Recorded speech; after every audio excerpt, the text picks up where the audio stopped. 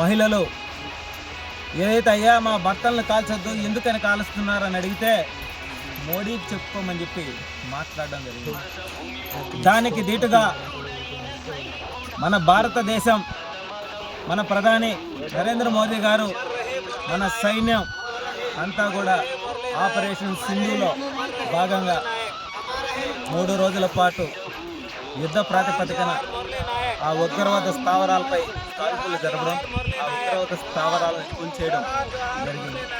అందులో భాగంగా పాకిస్తాన్ ఇండియా యుద్ధ ప్రాతిపదికన 3 రోజులు జరిగినటువంటి ఘటనలో మురళీ నాయక్ ప్రాణాలను కోల్పోవడం, 25 సంవత్సరాల చిన్న వయసు, నిజంగా చాలా బాధాకరమైన విషయం.